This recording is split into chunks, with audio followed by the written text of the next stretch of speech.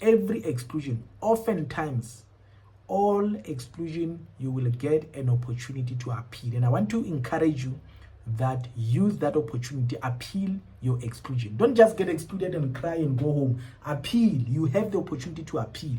And oftentimes, if the reasons are genuine, if the reasons are justifying the failure, they will accept you back. Universities is not there. They don't want to exclude people. It's not what they desire. They want you to complete your course.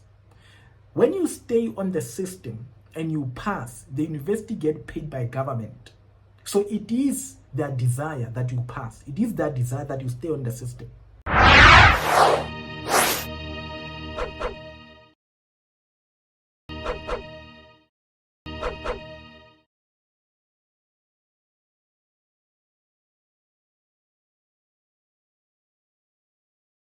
Greetings, friends. Welcome to the year 2025. This is my first video that I am doing in this year 2025, and I decided that given that this time of the year there are a lot of exclusions that people have to deal with before they can register, so I've decided that this year, now in Jan, let me focus on the first video that will be focusing on how to appeal for academic exclusion.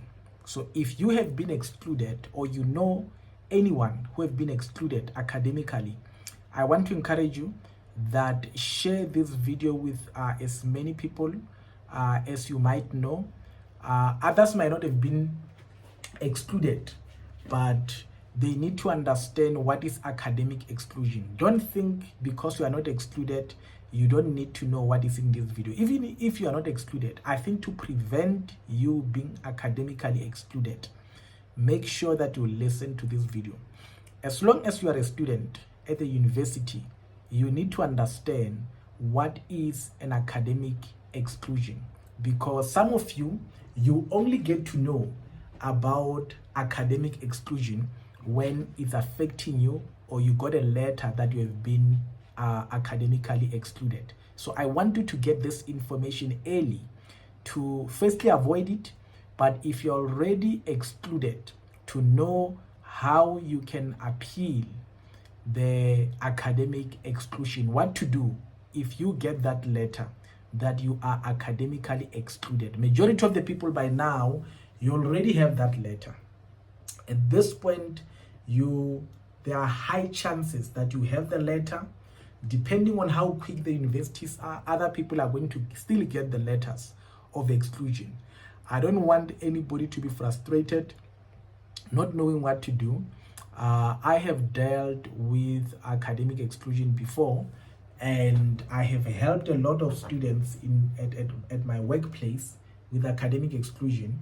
And I think there's an insight that I can provide you to help you on how to appeal. But before I do that, as always, if you're not yet a subscriber, I told you we don't want to ghost viewers. Show appreciation for this channel by making sure that you click on the subscribe button below this video. Click that button now and subscribe to the channel. And if you really find value in this channel, I want to encourage you that share it with as many people as possible. Share it with professionals in the field. Share it with students, particularly learners. I think I'm more concerned about learners at matric, high school, who don't get any form of career guidance. We've got a lot of videos on this channel about, how to excel academically, which can benefit you as a student, but it can also benefit those at a high school in order to achieve good grades. So check out the videos about how to perform well academically. Check videos about alternative ways to medicine. There are people who want to get into medicine. They don't get into medicine. They want alternative ways. Other people are already doing courses which they don't want to do. They wanted to do medicine. You find yourself in a BSc. You find yourself in a health kind of program that is not what you choose. You wanted to do medicine. I've done videos on JEMP. I've done videos of alternative ways to get into medicine. The people who want to get into OT, different programs. I have covered majority of those programs. So make sure that you share this video with as many people as possible, students, learners at high school, and any person at home who might need advice on what to do with their career. But let's get into this topic about academic exclusion.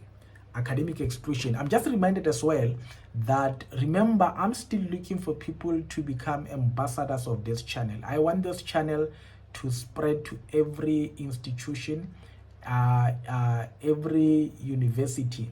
So if you are at any university, you are a second year, you are a third year, you are a first year student, you feel this channel can benefit people, you feel we can contribute, have workshop, guide students. Some of you have got student support organization within your university.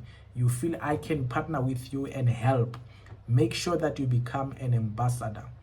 There's a form below this video written ambassador. There's a link there. Fill that form. I will contact you, and then we can decide on how we can approach whatever support that is needed. We want to support people at university level in whatever way that we can, by sharing information, by sharing content. So make sure that you apply for that and you become an ambassador. We work together. Majority of you want to get into psychology, you have no voluntary work, you can actually take that as part of the voluntary work, and we see how we can support you. So make sure you become part of that. Let's get into the topic of today: how to appeal for academic exclusion. Firstly, before I do that, I think I need to clarify what is an academic exclusion. When we speak about academic exclusion, maybe this name or this term, people have never heard of it. Academic exclusion, or exclusion from the university, or whatever word that they use, or educational exclusion, or student exclusion, whatever word that they use, what it basically implies is that the university or the educational institution, it terminates your studies due to lack of progress. Your studies become terminated due to the lack of progress. And this obviously is going to differ per institution. Every institution has got a policy. If you don't know the policy of your institution regarding academic exclusion, I encourage you that go and check it. Go and ask. Go to the registrar's office. Go to the admin. But particularly if you can go to the registrar's office and ask them, what is the policy about academic exclusion? They should be able to share it with you. Every university has it, where exclusion is taking place. Whether UNISA, UP, UCT, every university, they should have what they call academic exclusion guidelines or policies, where you'll be able to read about the conditions that could lead to you being excluded. So the conditions will differ. They will differ per university, and they will also differ in terms of when you are excluded, what are the limitations, what can you do? For example, one can be excluded because they have failed a particular level twice. For example, you are doing BSc, you are doing engineering, you are doing BCom, and you fail first year twice. That could be a condition for exclusion. The fact that you are repeating that particular level could be a reason for exclusion. Other reasons could be failing a core module. You find at this particular course, this core module is needed for the second year, and you will not be able to do second year without that particular module. You fail a core module twice, you find that you meet the criteria for exclusion. Other reason could be that you are taking longer to progress. You find you pass first year, you fail first year, you pass it. Already you took 2 years to do it. You get to second year, you fail it, you pass it. You get to third year, you fail it, you pass, but there's one module, you end up doing one module. So it takes you 2 years. So already you are on the 7th year doing a 3-year degree or a 4-year degree. So every course within the university has got what we call a time frame or a duration in which you need to complete it. So oftentimes they will say a 3-year course must take about 6 years at the most to complete it.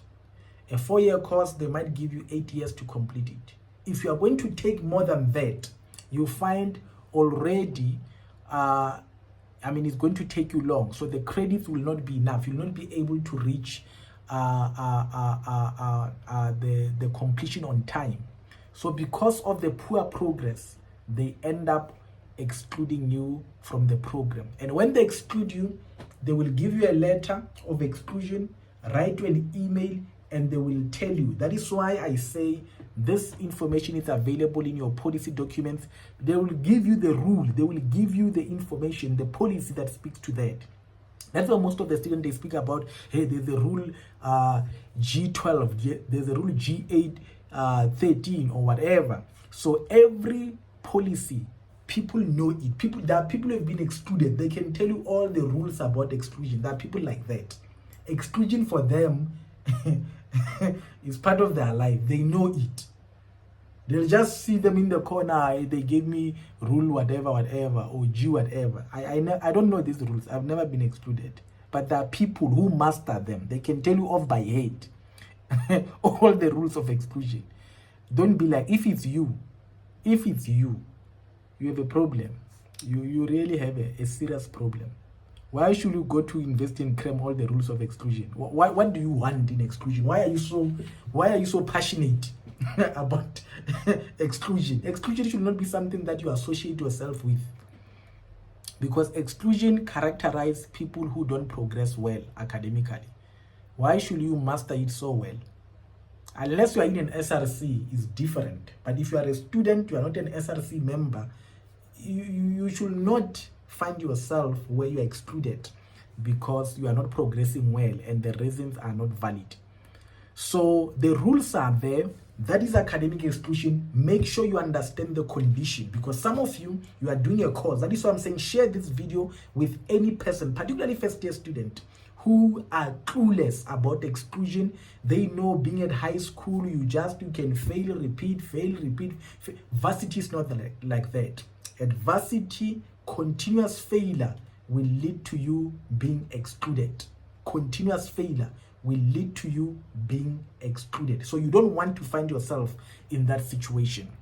Now, the question that you might have is, can you reapply when you have been academically excluded?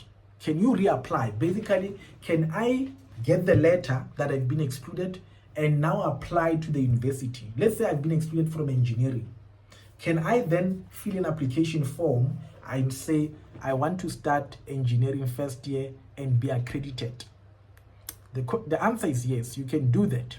However, it will depend on the condition of the exclusion. For example, every exclusion will give you the conditions around it. You must understand, education is a right. According to the Constitution, the Bill of Rights, you have the right to be education or to have access to education. So an institution will never deny you that right of being educated. That is why they've accepted you into the university. However, after accepting you, you played with that right. You have actually told them, I'm not interested in finishing.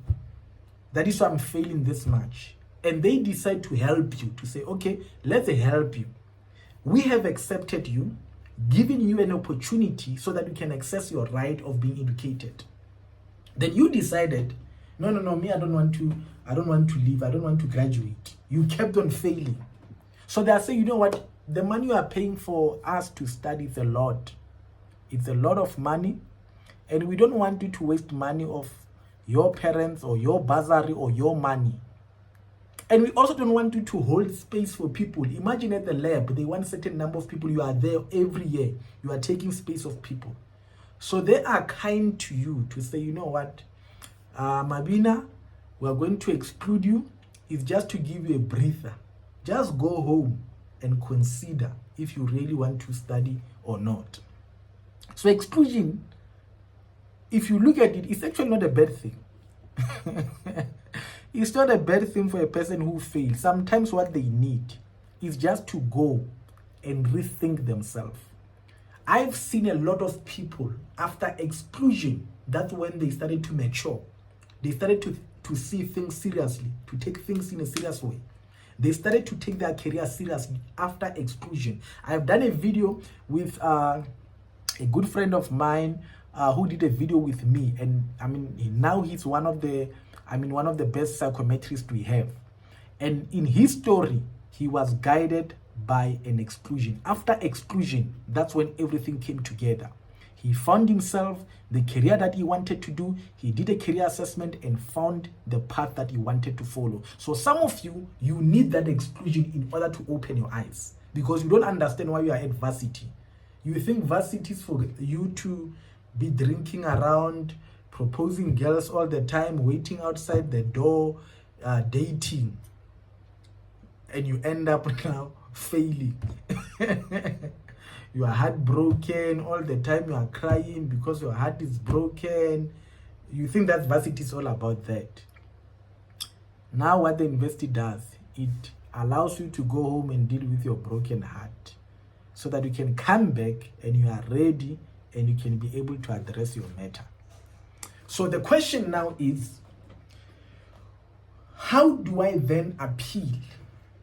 How do I appeal academic exclusion? And that's the part that I want to focus on. And I want you to be very attentive now. I want you to take a pen, take a paper, because when you write your appeal letter, this is the most important information. And I want you to listen to me attentively.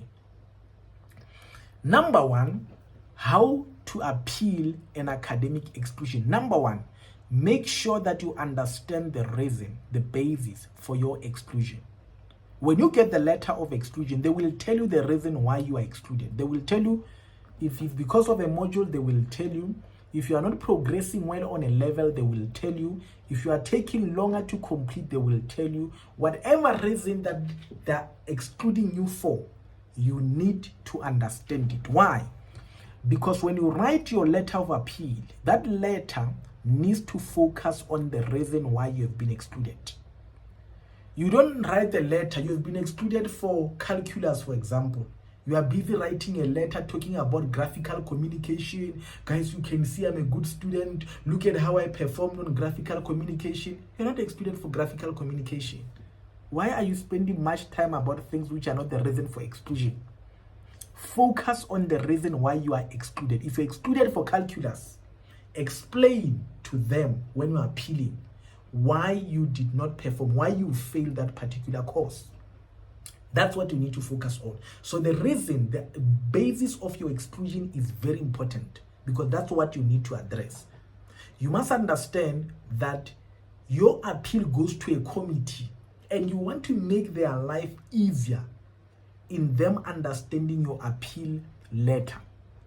Every exclusion, in my understanding, you are going to get an opportunity to appeal. Every exclusion, oftentimes, all exclusion, you will get an opportunity to appeal. And I want to encourage you that use that opportunity, appeal your exclusion. Don't just get excluded and cry and go home. Appeal. You have the opportunity to appeal. And oftentimes, if the reasons are genuine, if the reasons are justifying the failure, they will accept you back. Universities is not there. They don't want to exclude people. It's not what they desire. They want you to complete your course. When you stay on the system and you pass, the university get paid by government. So it is their desire that you pass. It is their desire that you stay on the system. When you leave the system, they lose money. So it's a waste for them. So don't ever think that university are delighted to exclude you. Never think that. So when you get that exclusion, appeal, fight to be back into the university, and make sure that when you get accepted back, you change your behavior, you change your approach. Make sure that you excel. Now, part now of the appeal letter, you need to provide the reasons why you did not perform well. And the reason could be health-related issues. For example, some of you find during the year you had psychological issues. you had depression, you were diagnosed with depression, you were diagnosed with a psychological disorder, that is a valid reason. Because a diagnosis of a chronic illness or whatever psychological disorder that affects you mentally can also affect you from performing well academically. It's a valid reason. So you need to make sure that as part of your appeal letter, you include that information. But make sure when you include it, you provide supporting document, a report from a psychologist. You can't speak about mental health issue, but there's no report. There's no report. You are not a psychologist. How did you diagnose it? You can't say, no, I was in the room, I just felt depressed. Depression is a disorder. It's a psychological disorder, must be diagnosed by a professional. You don't diagnose yourself, hey, my friend told me I'm so down, I'm so depressed. So that depression affected me. Then you end there. No psychology report. No committee will take you serious about that. So you need a report. Your appeal letter must attach supporting document, a report from a specialist, a psychologist who will confirm, or a psychiatrist to say, indeed, you had a mental disorder. So package that nicely in a letter to say, I was diagnosed on this particular day, and this is when the dates of the test were, and since the time of the diagnosis I've been suffering that and that and that. Here is the letter to confirm that. Hence, when this date came and I had to write, I could not write, or I could not apply my mind well, hence I did not perform well. You see, just simple as that. Don't complicate things. You provide that. Some of you, it could be that you were sick. Health issues could be you were sick around the time of an exam, around the time of a test. That is also a valid reason. Sickness can be controlled. I can't choose to be sick today or tomorrow. I can't choose that. So if I become sick on the day of the exam, on the day of the test, or the week of the assessment, it's a valid reason. Part of the appeal mentioned that.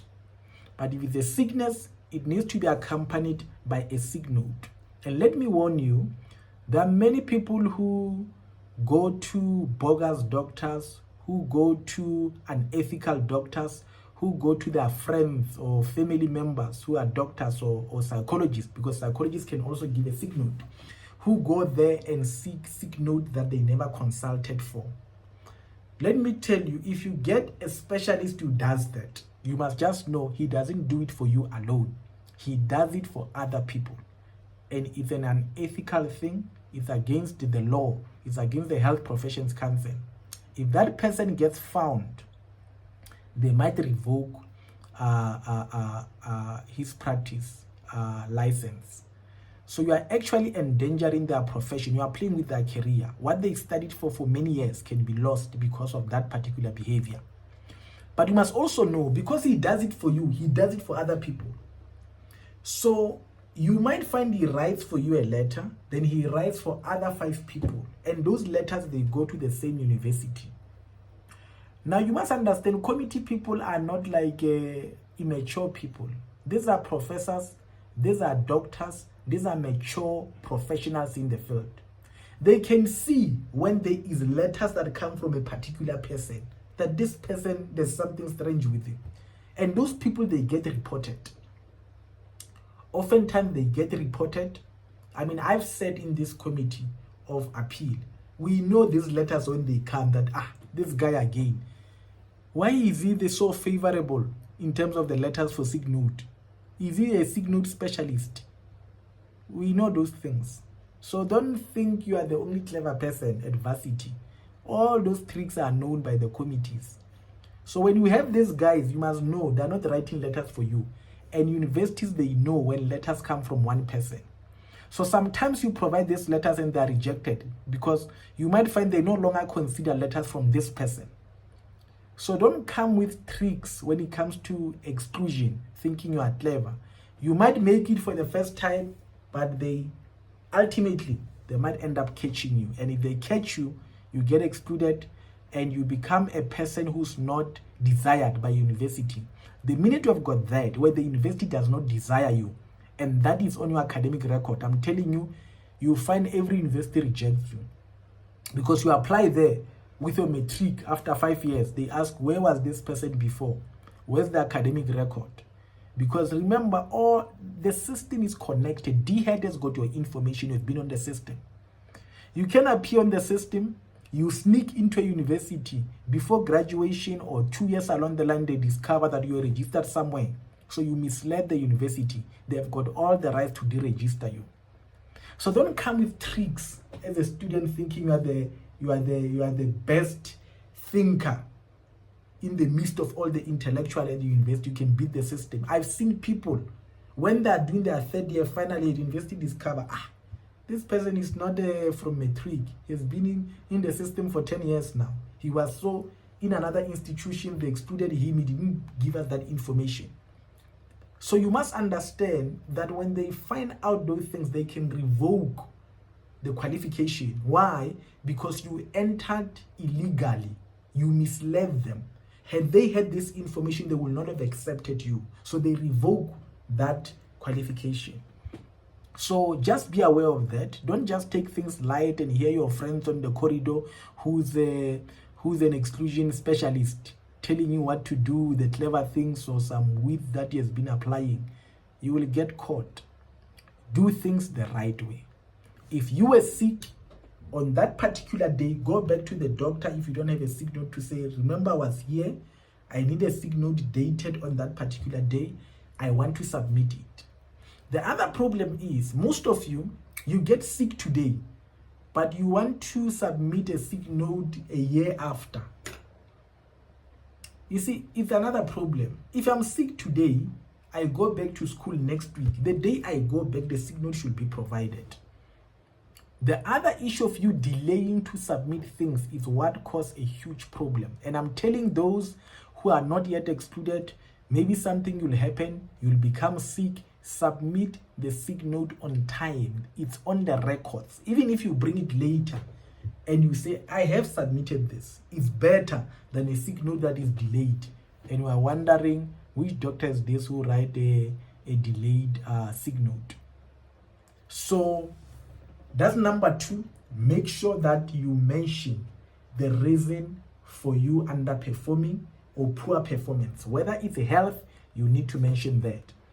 The other issue could be bereavement, death in the family, funeral, and you find, funeral occur during the time of exams and you are affected. Somebody died in the family, somebody sick in the hospital. And this could relate also, when I speak about health, the health might not relate directly, might not be you in particular, but it could be the health of your parent. Your mother was sick in the hospital, your brother, your sibling was sick in the hospital, and during that week that affected you because you kept on checking them. So you are not well mentally. Their medical record is essential for you. It will fall under family issues. I will come to the family issues. But bereavement is when there is death. It could be death of any family member.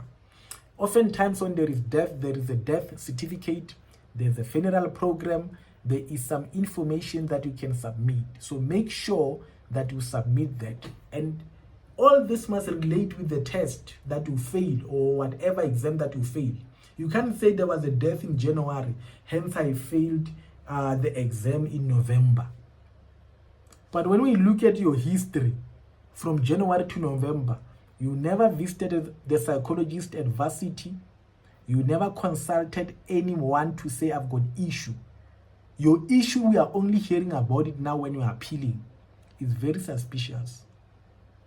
I'm telling you, it's very suspicious. The committee is going to consider all the facts. When they sit with you, with your letter, they check those things. Does it make sense that a person will just sit? No records of him going to a psychologist to say, I've got a problem. No record of him speaking to anybody, even the lecturer. That's a problem. So make sure you bring all your records. The other issue could be family issue. Family issue, I've already mentioned. It could be somebody sick in the family. You had to attend to them. The medical records is important that you submit it and you indicate the association with you. The other thing could be divorce of the parents or people related to you, close to you. They divorce. Divorce can affect you psychologically. It can affect you emotionally. It can make you not be able to cope during the time of the exam. Other issues could be family issues, could be poverty. You stay very far from the university, you have to travel long distance. At other times, you don't have money, you end up missing classes. So basically, you are disadvantaged. That is also a valid issue, but you need to provide the proof. So you can't be affected transport-wise, you lack food, you can't attend classes, and none of your lecturers knows about that. When these issues occur, you need to write an email, document it, write an email to the lecturer. And I'm talking to those who have not yet been excluded. When you see an issue that has got a potential to cause you to fail and ultimately you being excluded, write an email, then you know it's on record. If you write an email in January to say, you know what, I don't have a rest, I don't have this, I stay far, I can see that at times I miss classes even though I want to attend or arrive late, and I miss the lecturers.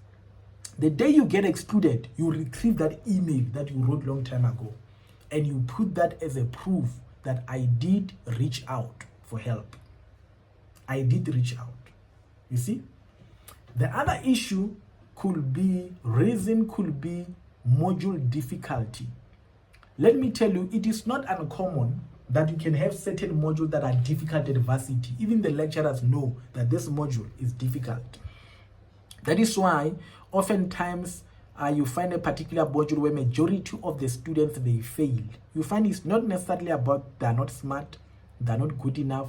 The module demands certain level of application intellectually.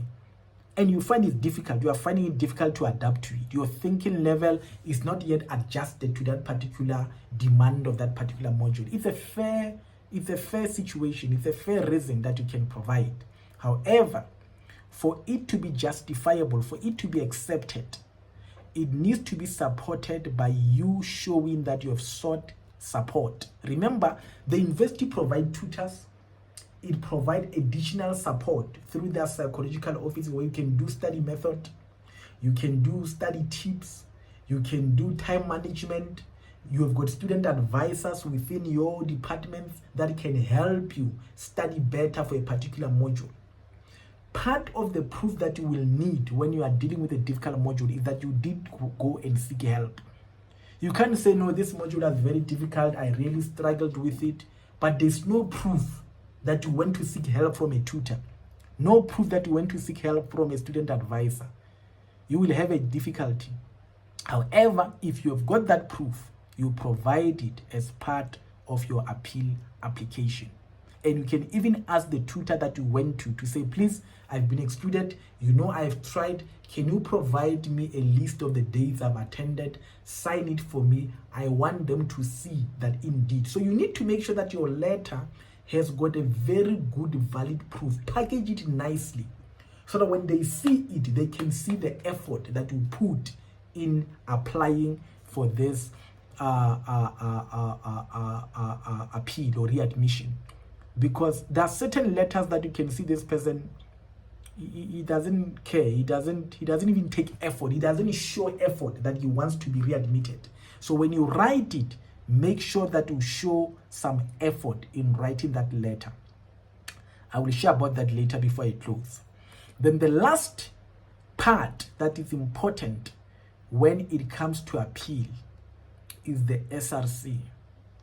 Particularly if you feel that your reasons are not that strong. Let me tell you, you need to run to the SRC. You must understand, oftentimes, because of the role that SRC plays within the university as the representative of students, SRC also sits on these appeal committees. So you find in these committees there are 2 members or 1 member of the SRC who's part of those committees. So make sure, if you feel that your situation is a bit weak and it needs a serious intervention, that you visit the SRC and find out who will be representing the students at the appeal committee. Speak to them and inform them about your case so that when your case is brought to the fore, they can have an understanding of it and be able to defend it. SRC attend these committees in order to defend the students. Even if sometimes you feel you have got all the evidence, it's good that you just speak to them. A good SRC will be able to defend all the students. I mean, SRC, remember, the students themselves. So some of them, they just got appointed. They might not know the process. They are new. But I can tell you, when they go there, they need to understand the rules. They need to understand the reasons why people are excluded. As an SRC member, the role of an SRC is firstly to understand the people who are on the list. They usually get the agenda before time. They need to know who are these people. And if your name is there and they don't know about you, they'll only read what they have and speak on what they have. But remember, it will depend on their understanding of what you presented. But if you go see them, it makes it easy that when they read your document, they've got context and they can be able to defend you. So don't ignore the role that SRC plays during the appeal process. They can really become very, very helpful if you engage them on your appeal process. So SRC, really, they are one of the help that you need. I'm talking about a good SRC. If you have it, it can really help you.